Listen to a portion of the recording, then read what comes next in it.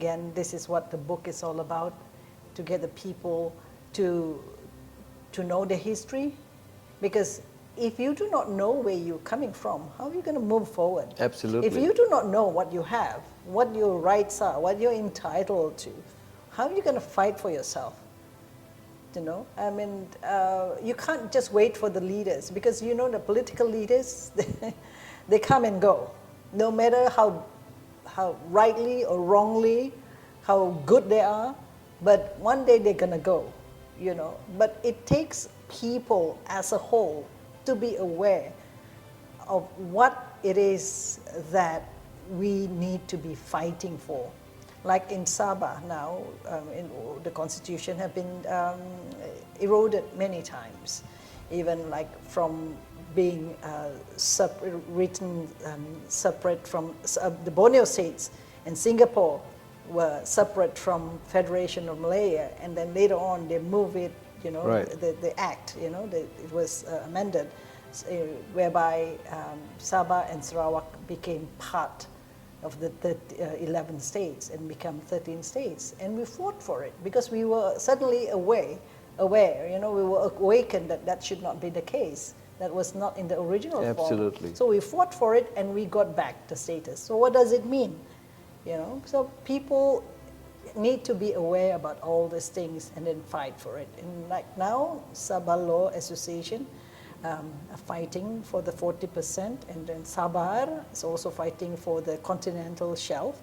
At least, you know, whether you win or you don't, you know, the fact is that we dare to fight for what we think belongs to us.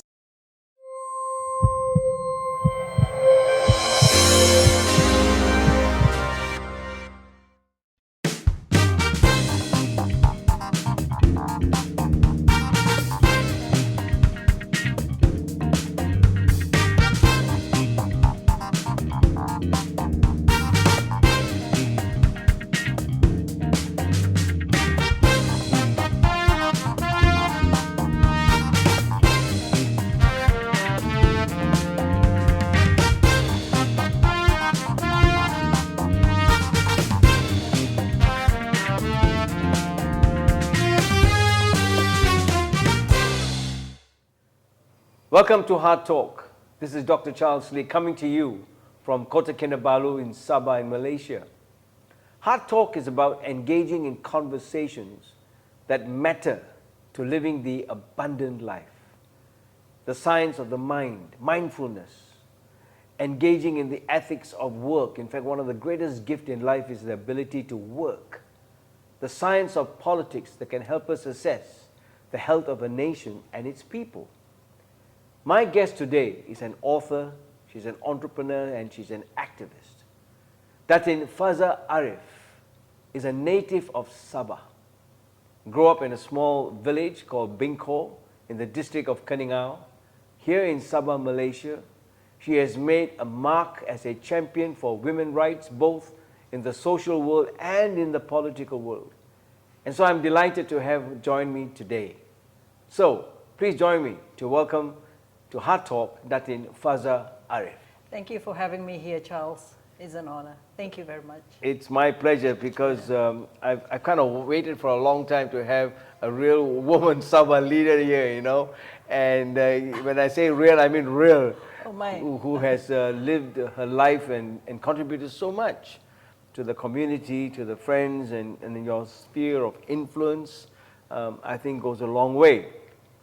Now, can I call you Fazar? Yes, yes, please do. So, let's start off with 1970. August 1970, I was just starting my medical career. And then August is a pretty important month for you too, because a lot of happenings happened in August in your life.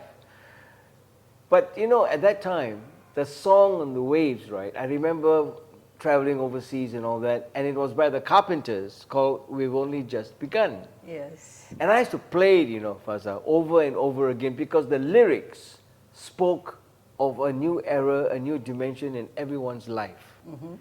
And so, if you know, I hope you can remember the lyrics, but join me. We've only just begun to live. To live. White lace and promises. A kiss for luck, and we are on our way. Yes. We've only just begun. Yes. Before the rising sun, we fly. So many roads to choose. I mean, that's life, isn't it? Yes. Sometimes you don't know which road to take. Yeah, and I've been lucky because I'm what they called a multi-potentialite. There you I've go. got so many interests, and Yes. I've done so many things. There in you my go. life. And so we're going to talk about those roads. And it's always a road that's less traveled where you've discovered the most in life.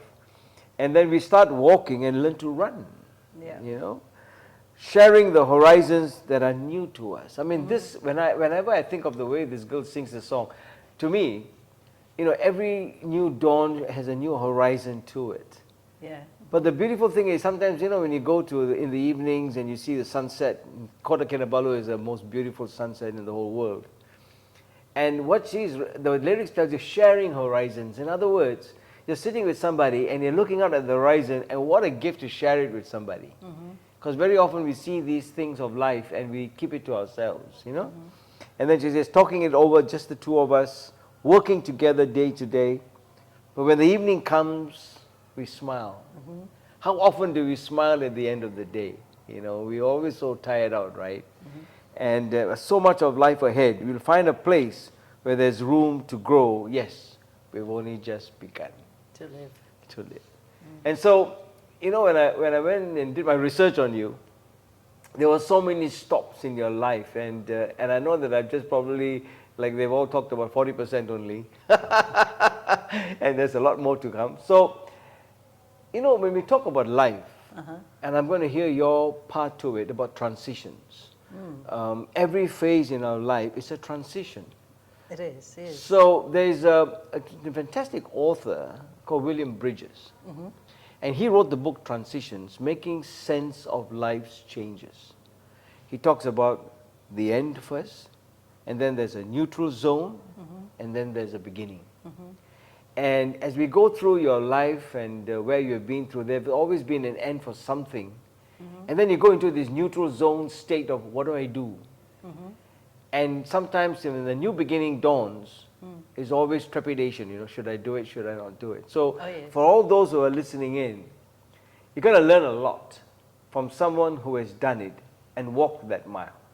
So let's start by your growing up years, your early years. Talk to us about what that life was like in the village of Bingkor.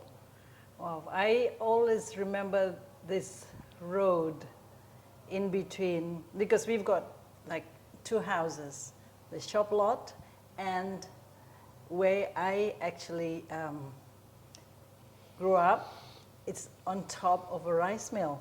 Oh, really? Yes, on top of a rice mill. So this road is in between those two houses, if you can call it like that, you know, the shop lot.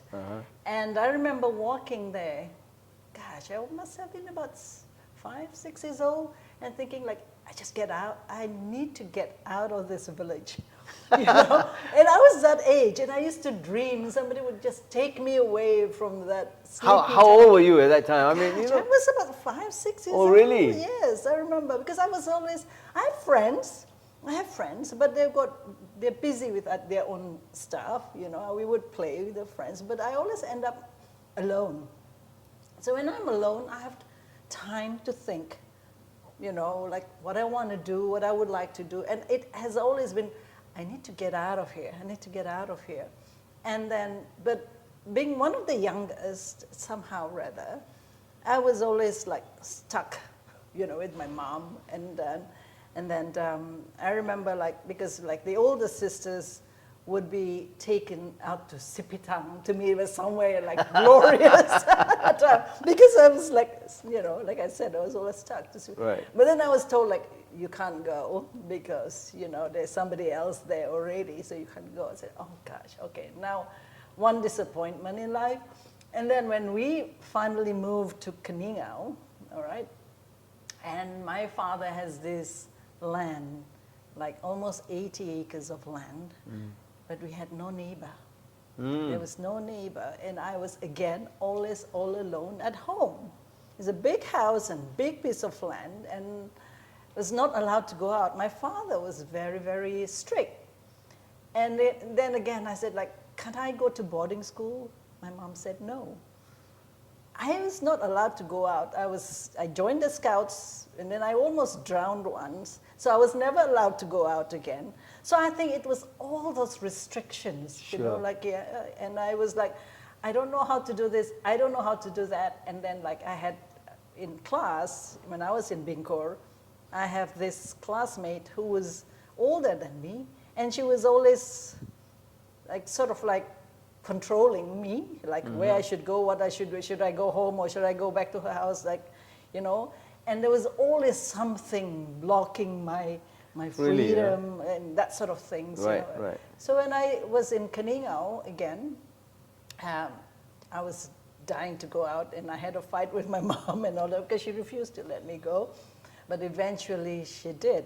She did let me go and move to KK, actually, yeah. So that, But what age was that? Because that's a transition, isn't it? That was a from transition. Village, you know, from a village life to here I am, you know? Yeah. Well, by the time I was about almost 15. Okay. Almost 15 by Okay. then, you know. But at that age, you feel you're grown up, right? You know, when you say that, there's so many who would die to have that kampong life, you know. I would love it. You know, I've been to my staff's hometown, Kampong Tambunan, right? Tambunan? Tambatuan. Tambatuan. Beautiful river, you know, and then you can see Mount Kinabalu. And as I was reading about your Mandi Sungai, you know, and I told yeah. myself, you know, wow, foreigners would love that village life, you know what I mean? And here we are there, waiting to just get out from that scene, you know what I mean? Yeah, I think it was the need to experience life. Right. You know, the Sure. need to get more exposure, the need to get more interaction with the outside world. And I believe that was a kind of my calling as well, because I was the first one amongst 14 siblings to actually, the first girl I would say, to study overseas, you know, and I went to Switzerland after that, even after I had gotten my certificate in KK, secretarial, because there was no guidance on what you should do in life. And that was one of the things that I regretted. There was nobody helping you, like what you should be doing and all that, you know. But I wanted to explore the world, and I went to San Sabah by myself and see that then Tan Sri Ben Stevens, blessed him, I'm always so indebted to him, because he gave me my wings, you know. He Sure. approved my scholarship to go to Switzerland. But then again, you know, having had that quiet life and having been on my own and having experienced certain things in my life, I won't talk about it now, but it was some very challenging time in my life. I went to Switzerland, and even then, you know, sometimes, you know, you don't appreciate what you have. Absolutely. Until when you don't have it. That's right, that's right. You So, know? talking back about my village life, in Bingkor and all that, I miss it. I miss the rivers, simplicity, isn't the it? simplicity, The the rivers. simple life of, yeah. you know. But actually, Yeah. what my friends in Bingkor didn't know was that I used to envy them, because I used to just walk to the shop and I'm home. But like them, there was this camaraderie, all the play around, they Right. talk to each other, and they walk back to their homes, you know, which is about a kilometer or whatever Right, distance it is. I used to envy them because I had nobody to talk to once I get back home. Right. And then, like now, there's nothing I like better than going back to that village life Yes. and enjoy really moments of quietness. Yes, I mean, so my you're favorite, right. my favorite sound, I said, is silence. Yes, it's golden. Yes. Silence is golden. So we spoke about William Bridges and transitions, and much of our life is trying to make sense of all the changes that we have been through. And it's very interesting that your father gave you the name Fazar, which means dawn, right? Yep. And you are really a breath of fresh air every time you do something, because it's like a new era. It's amazing how names can really tell an inner story about somebody's life. I suppose, yes. Frankly, I did not like my name when I was growing up because it's very rare, and a lot of people have got problems pronouncing the Z or the Z, right? So it becomes, and the F, so it becomes a P or becomes a J and all those kind of things. But as I grow older, I appreciate it more, and then further from Fazar Arif, young Arif, you know, the brave, and then also, what is this, Fazar. So my daughter came up with that, Fazar Arif, the dawn of a new era. She mentioned that as well. But for me, life is how you make it, and then it is also about, you know, doing new things. And like I said earlier, I am lucky in a way whereby I've got so much interest in all kinds of things, and so I am the multi-potentialite, they call it, you know. Like I would do this, but it is like you said, once I do this, it's because like, okay, I don't have to stay here. I can move on and do other things, because it's always like you said, it's a transition. And we grow more and more from that. We learn from this, and then I'm hoping that, you know, in next to what I'm doing now, it will all come together. It will. It will That's right. all come together, and that's my dream. Yes, That's it's my amazing, dream. isn't it, that when you reach a stage in life, it's kind of like come full circle. Yes. And yes. all the talents and all the Yes. skills that we have learned, you know. In fact, Yes. someone said this, that in the first 40, 50 years of life, and all the contents are in it. It's like a huge container. And then when you start hitting 50s into the 60s, you take out all the contents and just have a look at the container, what's in it. Exactly. You know? And then what you can do with it. What you can do with it. You know, okay, this is what I learned when I was here, and this is what I learned when I was on this stage of my life. And then how do I put it all together, you know, and put it in a nice package. Right. And then give it out Yes. to others. Yes. You know, I think that is the one that I'm looking forward to, because like as it is now, I'm back to doing things that I feel that is very much needed for Yes. myself. Yes. I'm gone back to studying. Okay, we'll come there, we'll come there. Yes. I'm going to take you there. Yeah, going back to studying. But then again, like, you know, moving on. This, to me, you know, like whatever it is that I'm doing now, I need to do the best that I can, because it will all pass, and then then I'm moving on to the next This stage. is it. This is the vibes that you had right from the young age, you know, from the Mandi Sungai days, Yes. and then now you see the river flowing, and this is really a taste of what life is all about. And you know, now your father, Dato Muhammad Arif, was the first member of parliament for Keningau, Yes. which was a very key political scene and center for the interior natives of Sabah. So growing up, was politics a kitchen table kind of talk?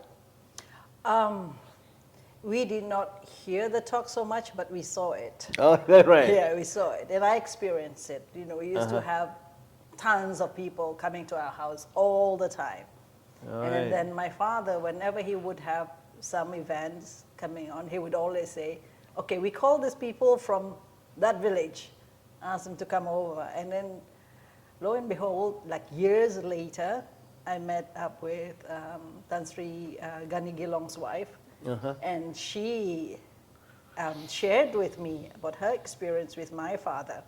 And she said, you know, my father brought a lot of the people from Ranau to Keningau. We settled them there in Keningau, and then in this village called Kampung Bayangan. You know, like, oh wow, no wonder my father would always have this huge fondness for these groups of people from Kampung Bayangan. And when he was alive, was still alive, these young kids would have this nasheed, you know, for Hari Raya. And they would come to our house and just sing for my father. Just, you know, do the nasheed for my father. Right. This from Kampung Bayangan. And that I had witnessed them since these things, interaction that he had with them since I was a young kid, you know, in our kampung in Bingkor, from Bingkor until the time when we moved to Keningau. It was Wow. quite amazing. Amazing, you know. Yes, I mean, yes. it's this is the richness of the Yeah. of the background, the heritage of the indigenous people. And so, what particular tribe was this? I mean, was it how do you The Dusun. Dusuns, right? Yes. Because in that whole area, are the Dusuns, isn't it? Yes, the yes, Dusun. yes, yes. Yeah. I mean, it's amazing because. We'll talk about all that heritage later, because that's the richness. And I've been in Sabah for 36 years. And when I first came in, you know, I've come from West Malaysia, and so it took a while to settle in. And I know it was a culture shock when I came, 1987. And somehow or other, you know, my first drive, one of the doctors took me on the Likas Bay drive. And that just changed my whole atmosphere, my whole thinking that this is a place I want to be. Different sun, different moon, different kind of sunrise, you know, the kind of feeling. And I felt so at peace with myself. Because to get a smile is so natural, like the song we've only just begun. I didn't have to struggle to get a smile.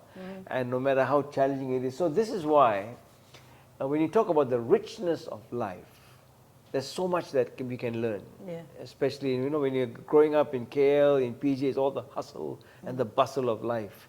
But here I've learned so much. So let's go back to the early years, and then moving on to your teenage and then working life.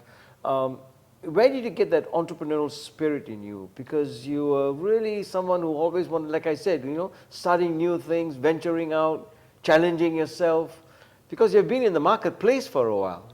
Yeah. Yeah, now I feel ancient. Actually, some of the things that happened in my life, it was so sort of like coincidental, but it's also like my sisters, you know. I've got my sister who I was particularly close to when I was growing up, my elder sister, Aini.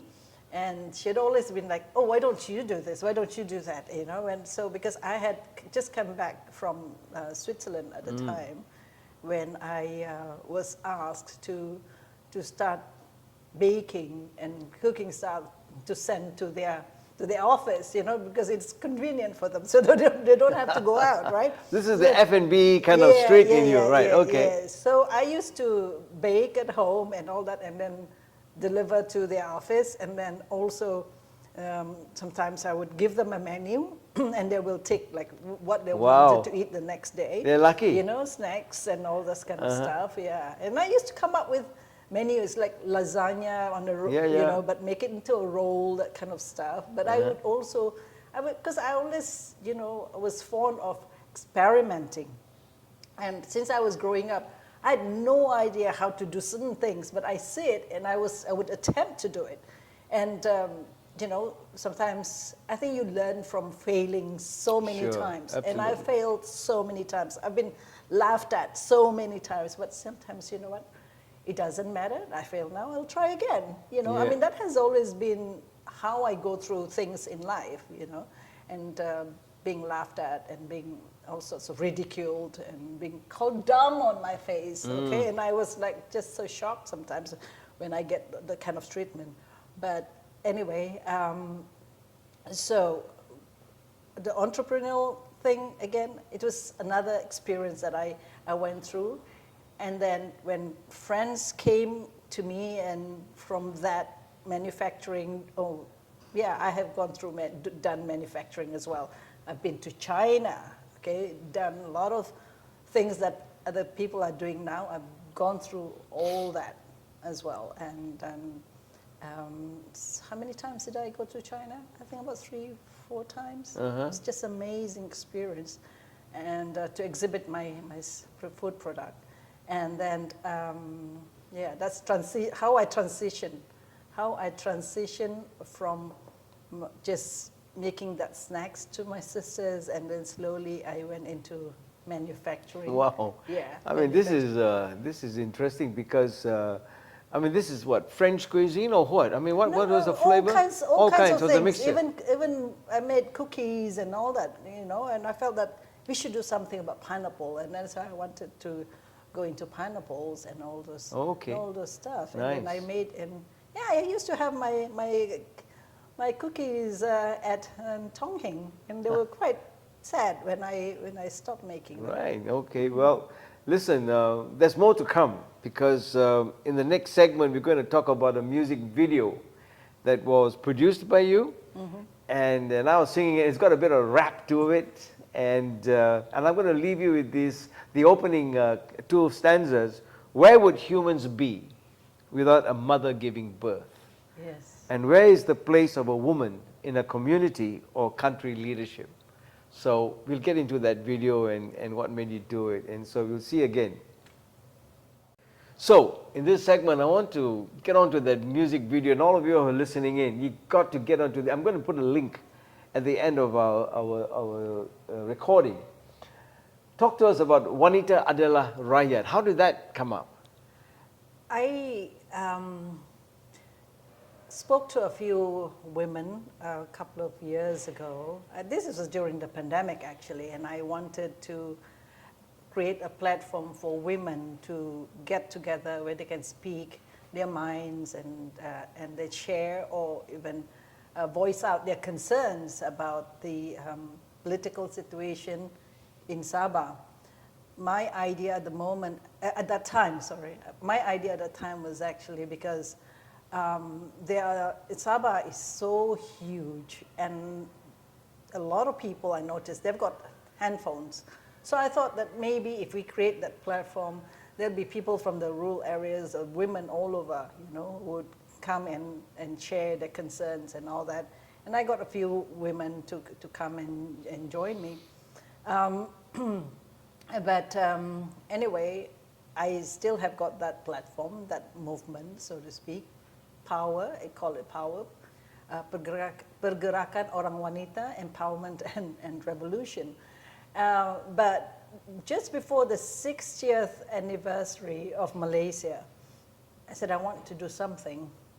And then I had always had this, because I love music, and then of course I love like We Are the World and all what, you know, the message behind there. And then also I'm a big fan of Helen Reddy, you know, I Am Woman, Here Mirror, you know, that kind of thing. And then also Freddie Mercury, and so many, you know, how We Are the Champions and all that. Yeah, and then kind of roll out. so I got hold of some people and I said, can we do this song? At the time I was not confident, you know, I never imagined that I was gonna end up writing it, the lyrics. And I wrote it very quickly really, too. huh? Yes, because the lyrics. those lyrics are really powerful and deep. Yeah, I wrote it very quickly, but I have an idea how I really wanted it to sound. I said it has to start slow. Let it start slow and then let it go, take off from there, you know. Fly. So let it, so I mean, it took me quite a while to get the right people to work on it. And then even when they work, I mean, this was all on WhatsApp, on WhatsApp. And then, and they came back to me and I said, no, I don't go back there. I just want it to take off and fly, you know. So, I mean, after 3 or 4 times, and I was just amazed because eventually they gave me what I wanted, you know, I wanted it and all that, and then the song, and then comes to the video, and I told them also how I wanted it, what I would like to see it. I'd like to see schoolgirls, I would like to see all the the politicians, the women politicians, you know, it doesn't matter from what political party they were, you know, I want them all to be in the video, and then some NGOs and all that.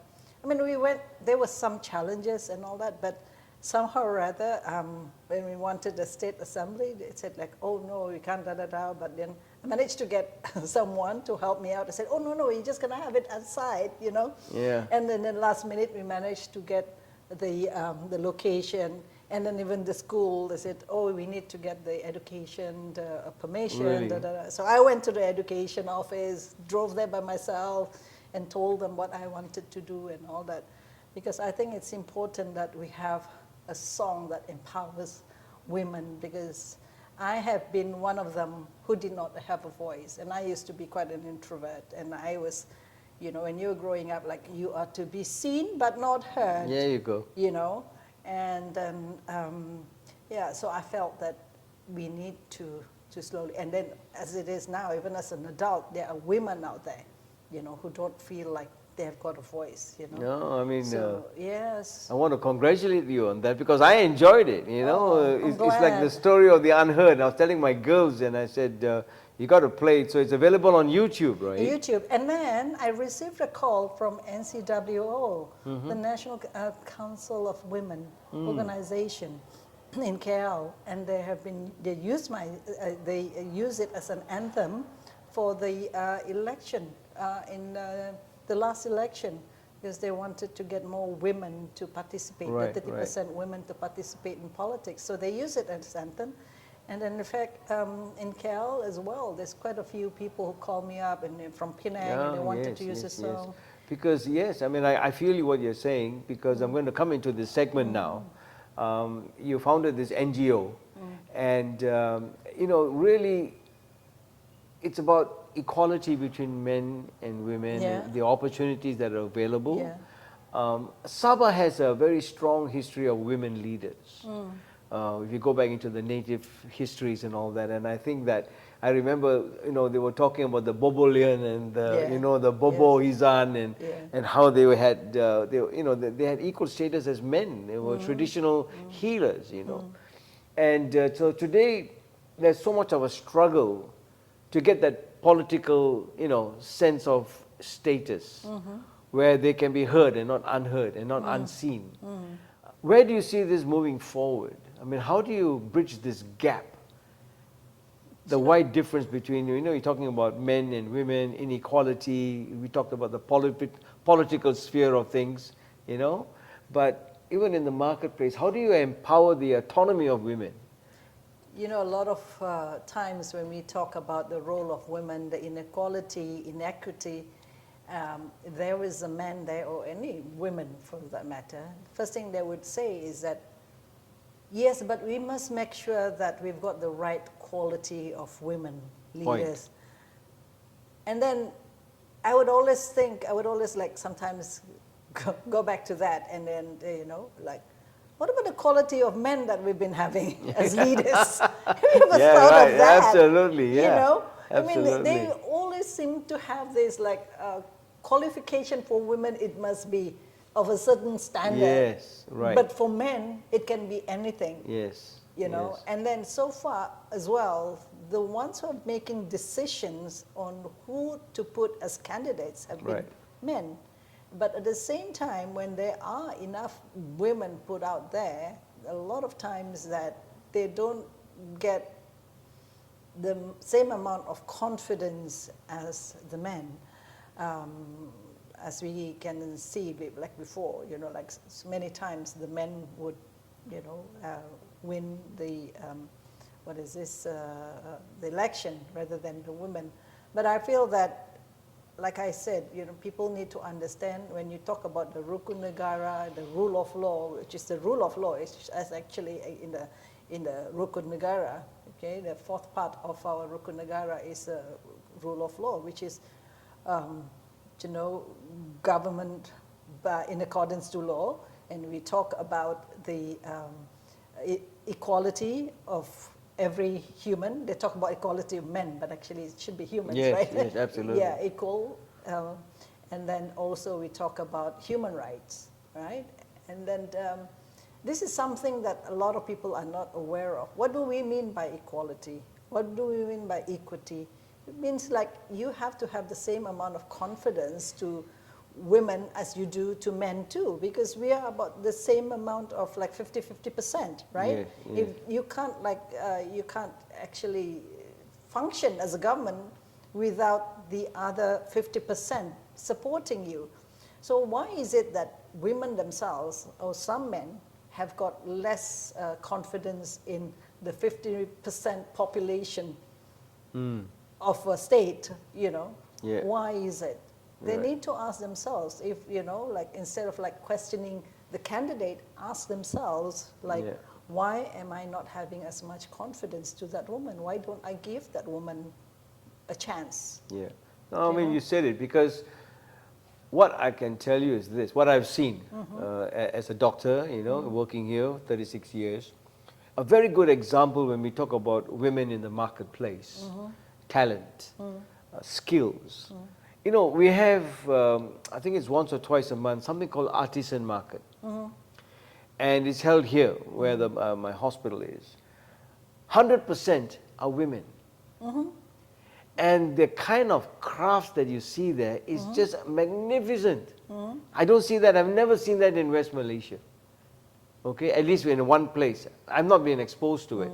But if they give all those people there a fantastic platform where they can showcase it as an attraction for tourism, put it on the Sabah calendar, get people on a bigger, I tell you, all those people, and the thing is that when you push them, I've been down there, and when I ask them, why don't you go and do this in a big business, I'm quite happy with what I'm doing now. Yeah. This cake is good enough for me. Don't push me more than this table. I'm quite happy. So this is where, well, I mean, where you think the gap is there, because opportunities are there, and but they need to transform those opportunities into possibilities that can work. And you've done that in your own life. You've taken something, made it work. You see. Well, you know, the thing about women is that we tend to be a bit more of a giver than a taker. Right. Right? We tend to be more in a compromising situation rather than like, oh no, this is, I have a right to be here. You know, and they tend to like, just give in. But I think that's also, you know, when you talk about leadership, a lot of people say, no, you must be assertive, you must have this kind of a certain personality. But then again, you look at the New Zealand Prime Minister, and then also Jacinda Ardern, and then also the Scotland Premier, right? Both of them gave up their leadership in their nations because they felt that it is time to go. And then let other people take over. Yes. You know, and that is what women are all about. But you give them a chance, they will do their best, you know, within a certain time, and then they will move on, do other things. Whereas the men, sorry, but this is not about a competition, but it has been like that. Once they take control, they almost refuse to let go.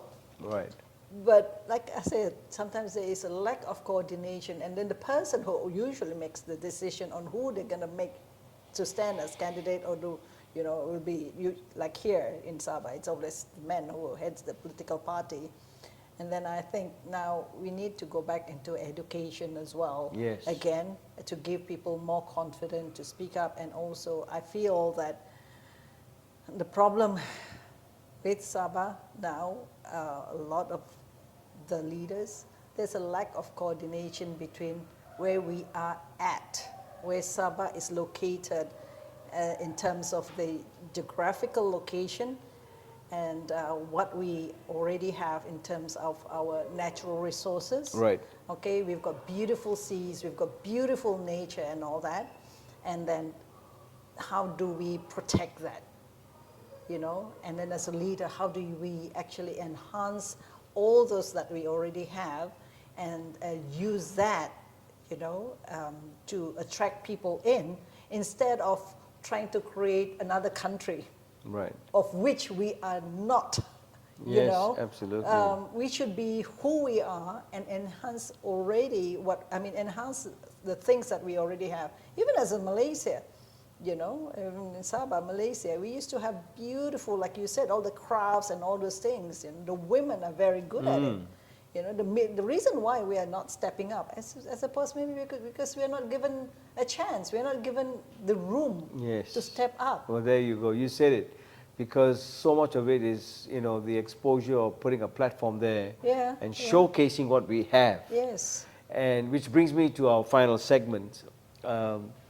You know, Fazar, there is a crisis of identity in this country now, especially in the younger generation. There's a hunger, there's a thirst for meaning and purpose in life. And a lot of it goes back to who we are as Malaysians. What does it mean to be a Malaysian today? And this question has, to me, been bandied around and so confusing for the young people because of what is going on in the marketplace with leaders and the way they approach the subject. Now, I started this series called Quo Vadis Malaysia, which means in the Latin phrase, where are you going? The sense of direction, for example, Quo Vadis Sabah. What's the direction of where we are going?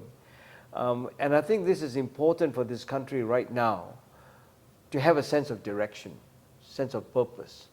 And to do that, I think it's very important. Education plays a big role. That if we don't educate the young and instill in them the sense of belonging, as you said, the Rukun Negara, what does it mean to be a citizen of this country? And so I move on now in the closing segment to this beautiful book that you brought out with Mazliani called My Country and I. Malaysia Agreement 63. Yeah. Yes, my Malaysia Agreement 1963. So we're going to come back and we're going to talk about this book and how much it means in framing the basic concept of what it is to be a Malaysian, what it is to have ownership as a Malaysian, and all about the birth certificate that qualifies you to be a Malaysian, especially with this particular book. And I want to thank you for bringing this out, and we'll talk about it soon. Thank you. Yeah. My Country and I, the Malaysia Agreement 1963. This is a must-have for all who are parents, children, because it is a gate opener to who we are as Malaysians. And I think education has been close to your heart for a long time. I mean, you grew up, you shared your life growing up, how much you wanted to just burst out into the world and know what the world is all about. But as I said, there's a crisis of identity, and I think this book has come out at the right time. So how did this come to be? As I was saying about when I did my song, it was for the 60th anniversary of Malaysia. Right. And then, so the first time I met Mazliani, she actually told me that she has got a book for children as well that she wanted to do. So, so I thought, okay, great, And then when I moved to KL quite recently, this year in April and May, and she said, will you do the book with me? Right. So I was like, oh, okay. I mean, I have always been the type who would, agree to help out. And I did not think about other things other than the fact that, okay, I'll do it for you. We'll do it together. And she shared with me what she has done. She's the illustrator.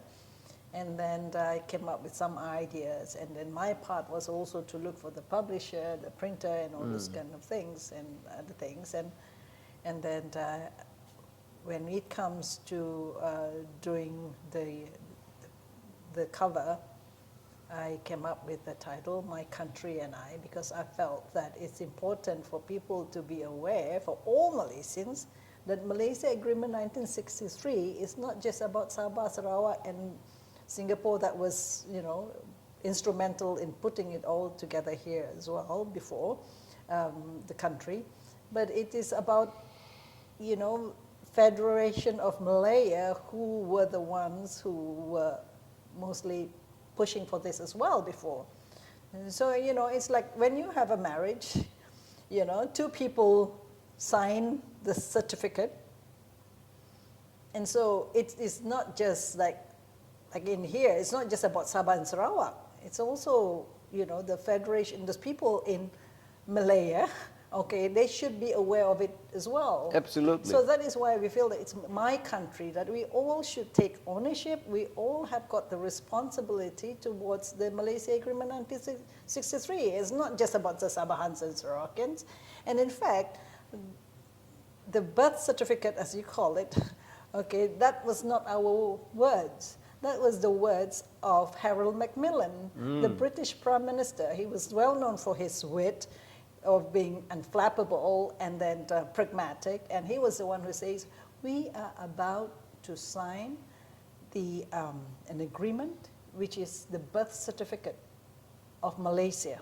How interesting. I mean, I'll pause you there, because this is one angle that I never really had listened to or heard before.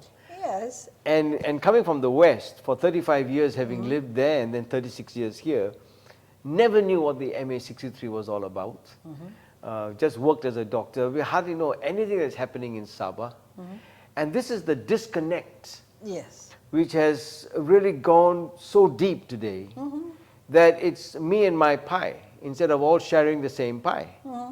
And so this is critical that children should understand, number one, what the agreement was all about.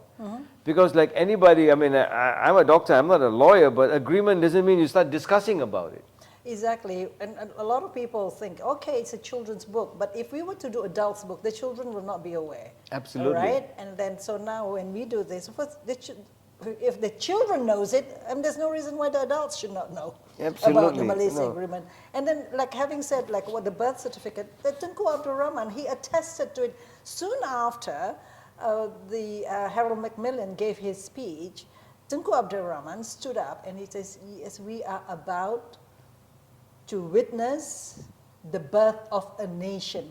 Yes, absolutely. The birth of a new nation. And he actually said, no, Harold Macmillan was the one who said, you know, having legal documents is not as important. It is a guide, but what is important will be the kind of leaders that you will have, the kind of resources that you will have to guide us with, you know, to bring the whole country together, meaning Sabah, Sarawak as well as a nation. You know, how are you going to be, you know, give life to this new nation? And Tunku Abdul Rahman said it himself, it's going to be a happy, it's going to be a happy new country. Right. You know, and then he said, you know, despite all the oppositions, that is going to be it's imperialistic. Right. It's not imperialistic. Right. You know, and we're all going to have equal status. Right. So now This the question is, yes, where is the equality now? there you go. You know, and we're going to go deeper into that because the MA63, from now that I've heard it now for having been here for so long, is a cornerstone. And you know, when you really think about an agreement, when you buy a house, you sign a sale and purchase agreement. You don't go back and discuss about it. And if there's a payment to be done at a particular time, this amount of money has to go in, period. And the moment you don't put the money in, you got the lawyers coming after you. You know what I mean? And there are rules and regulations. And there are rules. You don't go and make amendments. That's right. That's right. You So, know? by bringing this out, what I'm sensing, the rekindling of the spirit of national pride, that which is lost. It is so very sad, you know, because I remember when I was growing up, I was in the last batch of the English medium. And then my teachers, they were Indians, they were Chinese and all, they were so passionate to impart their knowledge. And they were so good. I remember my math teacher and all that, he would lose track of the time because he was just so passionate, you know. And do we have those kind of teachers now? No, I don't right. know, I don't know. But then again, you know, it is more towards like when my son went to school, you know, they went to Chinese school, but later on, like my son, I took him out of the Chinese school because I said he doesn't speak Malay. So I thought I put him to the national school. And then there were words which I found, you know, like was quite scary because it's like a square is a square, one word. It's very important. This, I think, this kind of discussion, if we were to have it next time, you know, like about languages. But it takes 3-4 words to describe a square in Malay. Right. So how do you actually help the younger generation to be fast thinking, to be, you know, On the spot, I mean, to be you on know? the spot, Yeah, you know? absolutely. Because like 3-4 words to describe a square or rectangle, you know, why complicate something that is simple? Yeah. And I feel that, and then also, what I notice now is that when people talk about, you know, there's a lack of inclusivity and the NEP and all those things, this is so sad because if you have, you know, like that equal opportunity for the Chinese, Indians. I mean, it should not even be about a race. It should be about who we are as a nation. It's about you and me now being, Malaysians, talking about it, how to make Malaysia a better country. Absolutely. It should not be about race. Oh, you Indian, you, oh my God, it's so most ridiculous to me. Absolutely. Because there's so many brilliant young children out there, young adults, and they're not given the opportunity just because of the race. Yeah. It's ridiculous. Yes. Well, this is the plague that I talk about, because, when we go into the whole nitty-gritty of life itself, we have lost the way. And race and religion have taken over. Sadly, from the really cause of what it is to have cultural diversity, because from there you get creativity, you get innovation, you get productive, everything sources from there. Yes. And that is now the question. So we'll talk again, and we'll come back and we'll get into the real meat of this book. Coming back to the book, I mean, I myself learned quite a bit. That there were 11 annexes or articles, and then there are annexes, and each one has got a promise. So it's full of promises, the MA 63 agreement. It's full of rules, and how much of it is taken 60 years to continue to bring it to fruition of what Sabah deserves, the 2/5 or the 40%. Until today, it's being bandied and still being argued on what is rightfully belonging to Sabah. This is the sad part of it, because it is, it's like your birth certificate has been trampled on, and who's the father, who's the mother, that kind of thing that when you debate it. But hopefully that the book would throw some light, more light, into the formation for children. The more people are aware of it, if more Malaysians make it their responsibility to know about the history, the real history. Not talking about the 1957. Yeah, right. Because a lot of people is, like when you've been from West Malaysia as well, when we go to KL, people still ask us this question, oh, you're from Sabah, how long have you been in Malaysia? It's like a cliche thing, Yeah. it goes on. So it's like, hello, do you know your history? Yeah. We helped create Malaysia, but a lot of people are not aware of that. And then until now, when we talk about 1963, the Malaysia Agreement 1963, and even the so-called educated adults feel that, oh, okay, so what are you going to do about it? What is Sabah and Sarawak going to do about it? Yes, absolutely. And then they will ask us, okay, now where are you at? What has been eroded? What has been amended? And I feel like saying, if you really call yourself a Malaysian, read. Because ultimately, it's going to be, if I were to divide, the people from West Malaysia, and we are the ones who got cheated.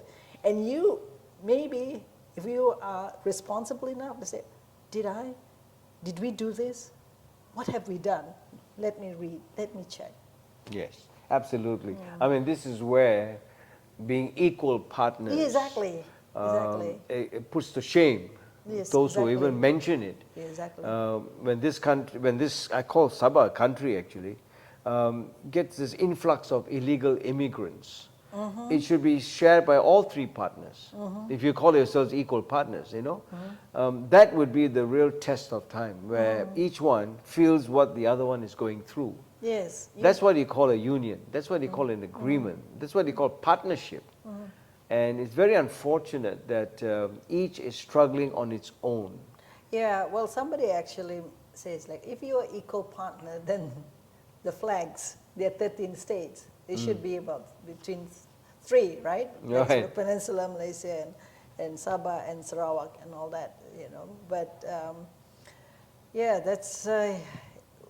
the leaders need to start talking about it instead of hiding it and trying to wish that most Sabahans would keep quiet for another 60 years or something like that, and then and people in West Malaysia as well, would continue to think that 1957 is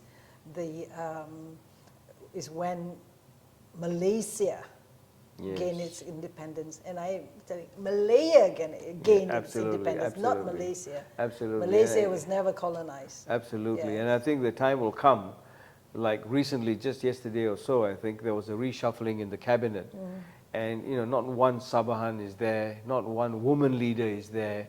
There's so much has been marginalized, and I think there will come a day, I feel it, having been here 36 years, enough is enough.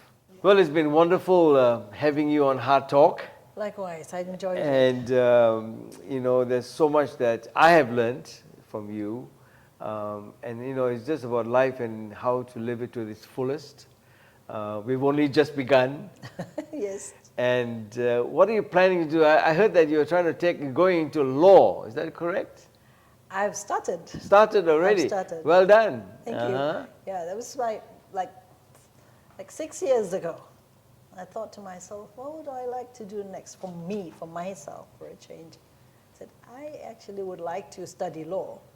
Nice. And then during the pandemic, I applied with University of London, and I, got, yes. And so I started with University of London, but later on I felt that I need to, it's like learning Greek on your own. It was quite difficult. So that's why I decided to go to KL now to do it. Nice, Yes, nice. Well yeah. done. So it looks Thank like you. MA63 might take a new turn.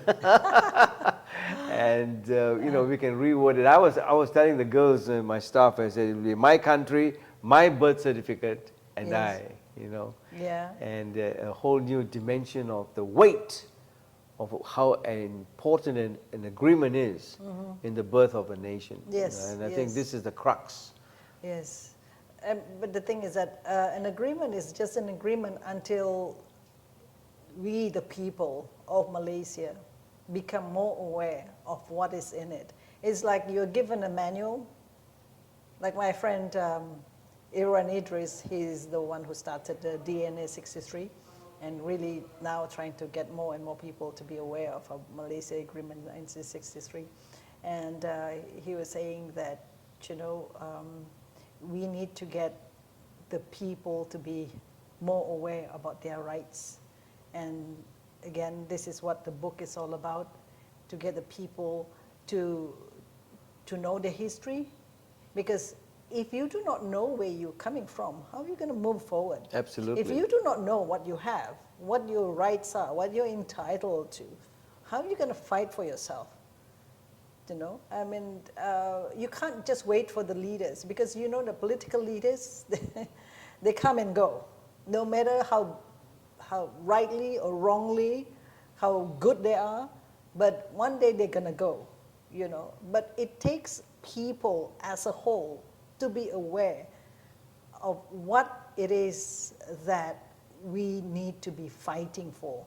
Like in Sabah now, the constitution have been eroded many times, even like from being written separate from the Borneo states, and Singapore were separate from Federation of Malaya, and then later on they move it, Right. the act, it was amended, whereby Sabah and Sarawak became part of the 11 states and become 13 states. And we fought for it because we were suddenly aware, we were awakened that that should not be the case. That was not in the original form. Absolutely. So we fought for it and we got back the status. So what does it mean?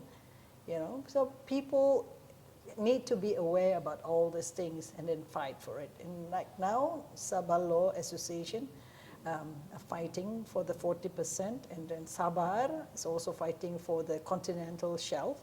At least, whether you win or you don't, the fact is that we dare to fight for what we think belongs to us. Absolutely. And absolutely. this is where, again, 2015, I must talk about the Zainal Ajamain. He was the one who started pushing for all these things. And then he came up with a book, The Queen's Obligation, and then he actually went around It makes a difference when you have a book. And so once again, I want to congratulate you and Mazliani for this excellent book. Yes, it and is. it's available now in Yes, it is. It's available on Shopee. Not sure about Lazada, but it is available on Shopee, and it was in Kinokuniya and then in Elite. It was spelled ESLITE, Elite, but also in the MPH and Popular, and in Semenanjung in Malaysia. I'm not sure about Sabah yet, but it is available on Shopee. Nice. Yeah. Well, this is a message for the younger generation out there that there's so much of hope. And let me end with this. Hope is the currency of the future in the present. Blind hope is willful ignorance of our past. And so what this book has done is to give us hope. Thank you very much. That is our hope. Well, on behalf of Heart Talk, we have a small gift for you for taking your time out to come and join us. Thank you. And so we'd love you to open it while you're here with us. Thank you so much. And we hope that every time you open it, we will feel our hearts together. And remember that we've only just begun. And I hope you enjoy it. And every time you have your coffee. Oh, this is wonderful. Heart Talk. I like Talk. that. There you go. Yeah, the British have got hard talk. This is much better. And Heart Talk. Heart So Talk. there you go. Yeah. And so from all of us, yes, thank you for joining us. And you can get a mug too by just signing up and keeping in touch with us. You can follow us on the YouTube on Heart Talk Dr. Charles Lee, and we will talk again.